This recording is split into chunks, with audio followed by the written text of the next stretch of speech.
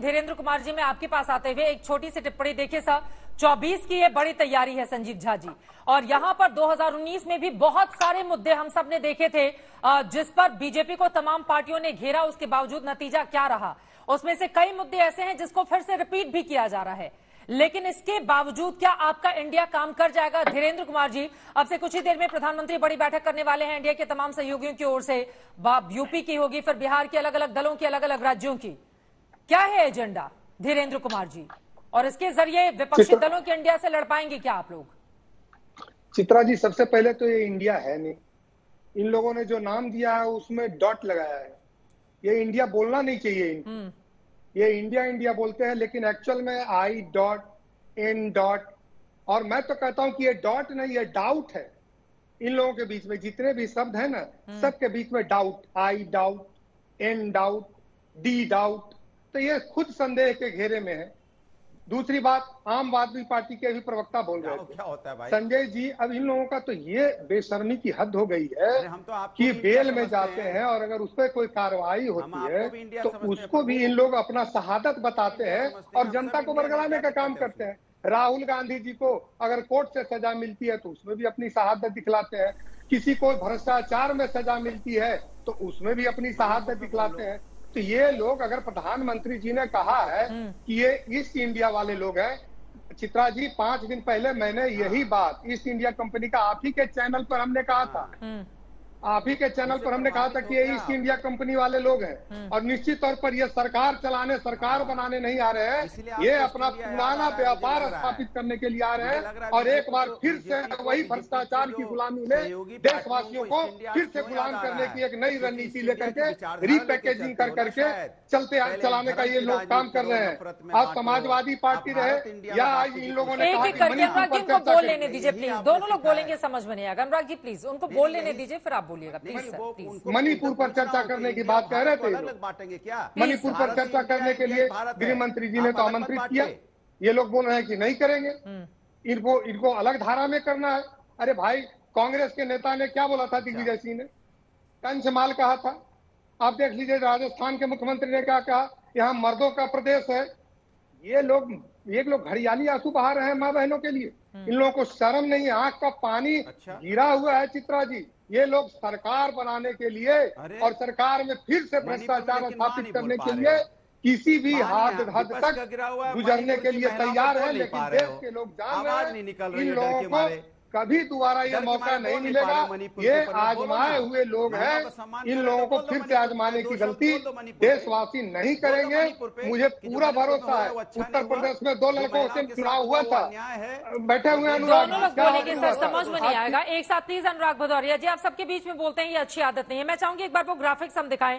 देखिए 2024 में चाहे विपक्षी दलों का इंडिया हो या फिर एनडीए हो, दोनों की अपनी अपनी रणनीति आगे बढ़ी है। 24 के चुनाव में तकरीबन 200 दिन बाकी हैं, लेकिन उसके ठीक पहले इस तरह की लड़ाई सड़क से लेकर संसद के भीतर जो देखने को मिल रही है। एक बार वो ग्राफिक्स हम चला सकते हैं जो मैं दिखा रही थी यहाँ पर, कि बीजेपी के लिए टॉप प्रायोरिटी वाले कौन कौन से वो स्टेट हैं जहां पर पूरी ताकत झोंकने की तैयारी है, और वहां से छोटे छोटे दलों को भी बीजेपी लगातार अपने एनडीए का हिस्सा बना रही है, ताकि वहां पर अगर मार्जिन कम रहा हो जिन सीटों पर, वहां पर उसको जीत हासिल हो सके। ये दिखाइए, आपको वो ग्राफिक्स हम दिखाएंगे जिसके जरिए आप समझ पाएंगे कि आखिर बड़ी तैयारी को लेकर भारतीय जनता पार्टी कैसे आगे बढ़ी है। दूसरी तरफ इंडिया, विपक्षी दलों की उनकी अलग तैयारी है। आज की खबर यह है, कुछ देर पहले आपको बताते चले, प्रधानमंत्री नरेंद्र मोदी के नेतृत्व में एनडीए की बड़ी बैठक होने वाली है। अलग अलग गुटों में अलग अलग राज्यों के बड़े नेताओं के साथ वो मंथन करेंगे कि 24 के चुनाव में किस मुद्दे के साथ जाया जाए, कौन कौन सी सीटें वो रह गई थी जो कम मार्जिन से बीजेपी हार गई थी। इसी को लेकर यहां पर बड़ी तैयारी, बड़ी स्ट्रैटेजी बनाई जा रही है। जैसे वो ग्राफिक प्ले होता है, ये देखिए आ गया। बीजेपी के टॉप टारगेट पश्चिम बंगाल 42 सीटें हैं, बीजेपी ने 18 जीती थी 41% वोट शेयर के साथ। तमिलनाडु में देखिए बीजेपी के लिए वहां पर सुपड़ा साफ था, लेकिन वोट शेयर 3.7% का था, वहां पर वो एआईएडीएमके के साथ आगे बढ़ने की कोशिश में है। कर्नाटका में भारतीय जनता पार्टी ने शानदार किया था, लेकिन इस बार वहां पर सरकार बदल गई है, आगे क्या होगा इसको भी ध्यान में रखकर बीजेपी चल रही है। ओडिशा में बीजेपी ने 38% वोट शेयर हासिल किए थे। ओडिशा में बीजू पट्टायक की सरकार है और वहां पर बीजू दल की सरकार को मात देने की कोशिश, हालांकि दोनों के बीच एक फ्रेंडली फाइट भी वहां पर देखने को मिलती है। उत्तर प्रदेश सबसे ज्यादा महत्वपूर्ण है। यूपी में 80 सीटें हैं। यहां पर अगर आपको बताएं, उत्तर प्रदेश की 80 में से 62 सीटें बीजेपी ने जीती थी, 50% वोट शेयर हासिल किए थे। उसके अलावा बिहार में अब जेडीयू अलग हो गई है, तो समीकरण वहां के बदल गए हैं, लेकिन बीजेपी पूरी ताकत यहां पर भी जोड़ रही है। और ये यूपी का आंकड़ा। अब एक बार फिर से आते हुए नए सिरे से हम चर्चा में आगे बढ़ते हुए एक बार फिर से जफर इस्लाम साहब, बीजेपी की ये प्लान और तमाम रणनीति तो हम दिखा ही रहे हैं, लेकिन 2019 की सच्चाई यह है कि विपक्षी दल उस वक्त एकजुट नहीं थे। इस बार की 24 की परिस्थितियां जफर इस्लाम जी आपके लिए अलग और अलहदा हैं। कैसे करेंगे मुकाबला अब आप, जब सब दल एक साथ लड़ेंगे? बीजेपी के एक उम्मीदवार के सामने विपक्षी दलों का एक उम्मीदवार आकर खड़ा हो जाएगा। चित्रा जी, मैं आपको एक बहुत अहम बातें बताता हूं। जो इलेक्शन को एनालाइज करते हैं, इलेक्शन को लड़ते हैं, उनको इस बात की जानकारी बहुत बखूबी है कि जब ही दो पार्टियां एक साथ होती हैं तो वोट शेयर मेरा अगर 50% है तो 65% ऑटोमेटिक हो जाएगा। इसलिए कि जिसकी जो सबसे ज्यादा पॉपुलैरिटी होती है, जिसका विश्वास जिसने जीता है, लोगों का मन जीता है, दिल जीता है, जिसका हाथ थाम के, दामन थाम के उनको सेवा कर रहे हैं, उनका वोट ऑटोमेटिक बढ़ जाएगा। तो अगर ये एक साथ आएंगे तो इनका वोट शेयर बहुत सारी पार्टियों का गिर के ये हमारी तरफ अपने आप इंडिया की तरफ आ जाएगा। ये मैं आपको जानकारी दे रहा हूं और यही होगा, यही हुआ है। इतिहास उठा के देखिए, जब भी दो पार्टियां जब भी सारी पार्टियां एक साथ होके आई हैं, ऐसे ही हुआ। अब इसका छोटा मिसाल आपको देते हैं। उत्तर प्रदेश के आप जरा सा आंकड़े दिखाइए एक बार। आपको उत्तर प्रदेश में आप दोनों का 2014 का दिखाइए, 2019 का दिखाइए। आप देखिए दोनों पार्टियां साथ में, चाहे असेंबली का दिखाइए, चाहे आप जनरल इलेक्शन का दिखाइए। आपको एहसास होगा कांग्रेस और समाजवादी साथ आई, दोनों मुंह के बल गिरे। समाजवादी और बसपा आई, दोनों मुंह के बल गिरे।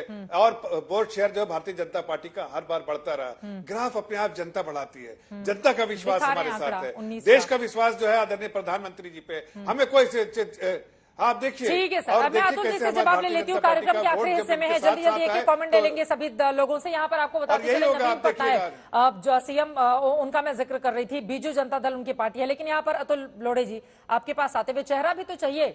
अब उधर नरेंद्र मोदी जैसा इतना कद्दावर बड़ा नेता जिसका बीजेपी बार बार जिक्र करती है, यहाँ पर तमाम चेहरे हैं।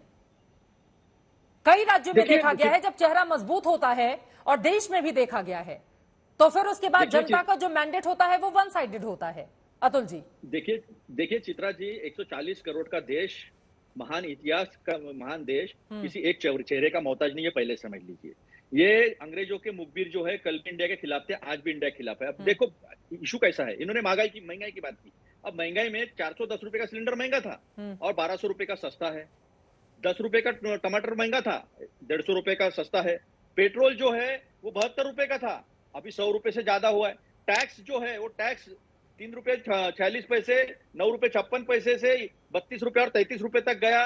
रोड इंफ्रास्ट्रक्चर से जो है वो 18 रुपए का नए टैक्सेस लगाए गए, इसमें बढ़ गया। और बेरोजगारी जो है वो 8 दशमलव के आसपास कंटिन्यू बनी हुई है। बेरोजगारी बेताजा बढ़ गई है। और भ्रष्टाचार का मुद्दा ये लेकर रहते, सारे भ्रष्टाचारियों को तो पार्टी में ले लिया है, निरमा वॉशिंग पाउडर से धो लिया है। और इनका ऑर्गेनाइजर खुद कहता है कि मोदी जी के चेहरे से अब चलने वाला नहीं है। उसके बाद तोड़फोड़ हो गई है। जनता इनके साथ में नहीं है।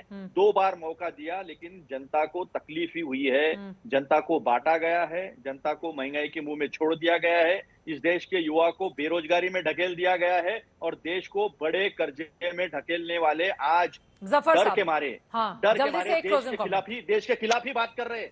देश की बात कर, बीजेपी फॉर इंडिया लिखने वाले इंडिया को ही गाली दे रहे हैं। जल्दी से 2 लाइन में जफर साहब 2 लाइन में जल्दी से कल कोई युवा देखिए इंटरनेट पर जाएगा, ये वो लोग हैं, नहीं सुनिए, अब बीच में मत बोलिए। ये वो लोग हैं जो India is Indira, Indira is India क्या हुआ था 1977 में, ऐसे नारा जब आप देंगे ना तो मुंह की बल की खानी पड़ेगी। 1977 का रिजल्ट ठीक है सर, वक्त हमें इतने की इजाजत देता है। आप तमाम मेहमानों का बहुत शुक्रिया।